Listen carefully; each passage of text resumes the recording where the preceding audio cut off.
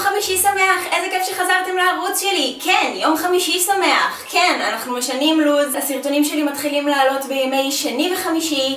בא לי קצת לגוון, בא לי קצת ימים אחרים, וכן, לוז חדש, אז יום חמישי שמח. אפשר שנייה לפני שמתחילים לדבר על הביצוע המטורף של לינת טייב בטקס של הסיום שידורים של ערוץ 2, מה זה היה הדבר המהמם הזה? מה זה היה הביצוע המטורף הזה? באמת אני חושבת שראיתי את הביצוע הזה שלה 10,000 פעמים רק מהבוקר עד שהתיישבתי לצלם. וואו, היא הדבר הכי טוב שיצא מהטלוויזיה הישראלית by far, אני מעריצה שלה. נחזור לענייננו.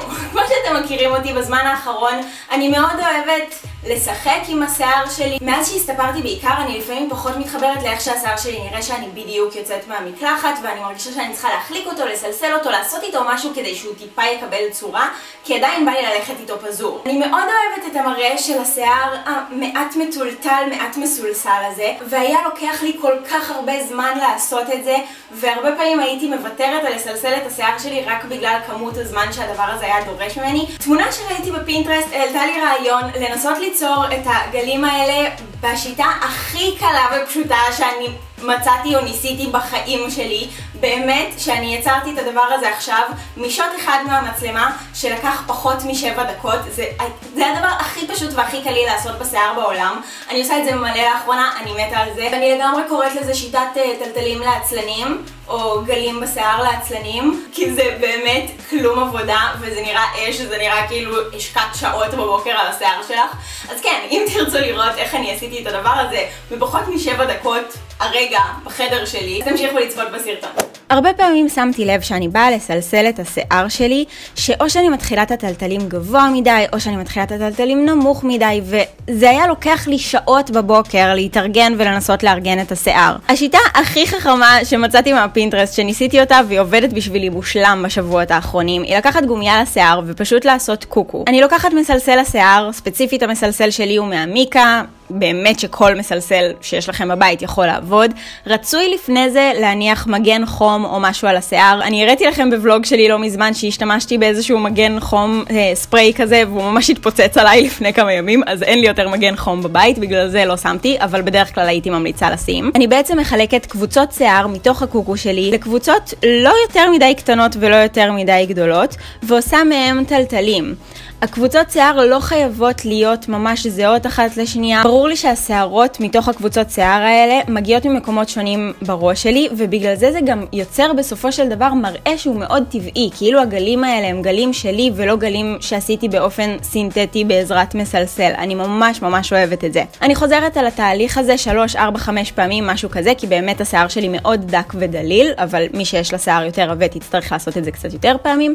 ובעצם אחרי שסיימתי לסלסל, אני מפרקת את הקוקו שלי, ונוצר לי שיער גלי, עם גלים מהממים, אבל מרגיש שצריך עדיין לתת לו איזשהו טאץ' סופי. אני מחלקת את השיער לפי איזשהו שביל שאני חושבת שמחמיא לי באותו יום. אני לא אחת שיש לה את הצד שלה, כל יום אני משנה את סדר השיער שלי לצד אחר.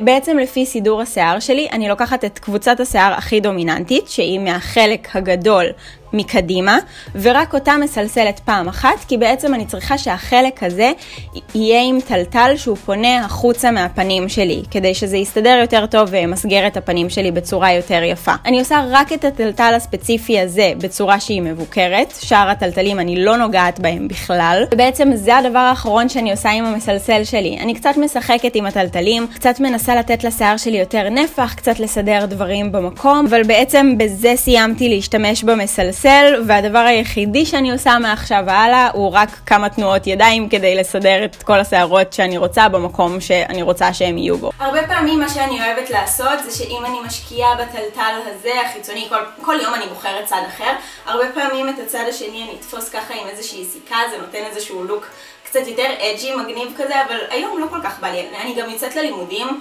ואני יודעת שאם אני אהיה עם סיכה פה באיזשהו שלב ביום, זה ימתח לי את החיים ויכאב לי הראש ולא בא לי לעשות את זה, אבל תנסו לעשות את זה כי לפעמים זה יכול להיות ממש ממש מגניב. יש ימים שזה מאוד מסתדר בהם ויש ימים שממש לא. אם אתם רוצים, אחרי שסיימתם לעשות את כל העניין, אפשר לעבור עם איזשהו ספרי לשיער, קצת לקבע את העניינים. אני פחות אוהבת לעשות את זה כי האמת שאני די אוהבת שהטלטלים והגלים יורדים לאורך היום וזה מקבל מראה שהוא טיפה יותר טבעי. גם אם בסוף היום אני מסיימת עם השיער ממש חלק כמו שיש לי בטבעי, אז זה בסדר מבחינתי. אני מאוד אוהבת את המראה הטבעי הזה ואני פחות אוהבת שזה נראה מאוד מאוד עשוי כאילו עשיתי את זה הרגע. אז אני פחות מהאנשים שמשקיעים בספרי לשיער ישר אחר כך, אבל יש אנשים שיעשו את זה, או אם אני יוצאת לאירוע או משהו כזה ובא לי שהגלים שלי יישארו ככה לכל הערב, אז אני אשים גם ספרי לשיער. אם אתם מנסים בבית את שיטת הטלטלים לעצלנים, תתייגו אותי באינסטגרם, אני אפרסם אתכם בסטורי. זה ממש ממש מגניב אותי לראות אנשים שעושים דברים בעקבות דברים שאני מעלה ליוטיוב. אני עפתי על הדבר הזה, אני עושה אותו מלא בשבועות האחרונים והייתי חייבת לשתף אתכם. אז תשכחו ללחוץ על הפרצוף שלי ולהירשם לערוץ שלי כדי לראות את שאר הסרטונים שהולכים לעלות לערוץ הזה. אני אוהבת אתכם מלא מלא מלא, מקווה שנהנתם מהסרטון ואנחנו נתראה בסרטון הבא. ביי!